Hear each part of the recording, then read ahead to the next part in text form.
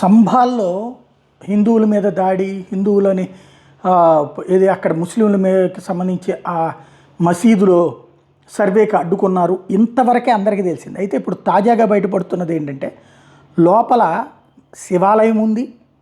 అదే సందర్భంలో ఆ శివాలయాన్ని 1978 నుంచి నిశ్శబ్దంగా మూసేశారు. ఎవరు మూసేశారో ఎవరికి తెలియదు. అప్పుడు ఇట్లాగే గొడవలు జరిగినాయి. ఆ గొడవలు జరిగిన తర్వాత హిందువులను అక్కడ గుడికి రావద్దన్నారు. మసీదుకు ముస్లింలు వెళ్ళడానికి మాత్రం అభ్యంతరం పెట్టలేదు.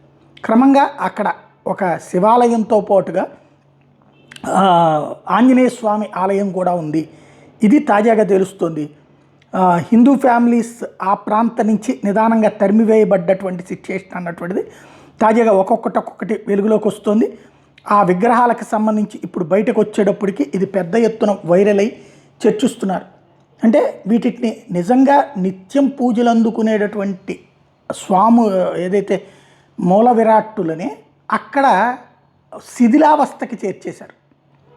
మసీద్ అయితే నడుస్తూ వచ్చింది. ఎంత తెలివిగా ఈ దేశంలో హిందువుల్ని దెబ్బ కొడుతూ వచ్చారు, ఎస్పెషల్ ఉత్తరప్రదేశ్ లాంటి చోట్ల అనడానికి సాక్ష్యం అది.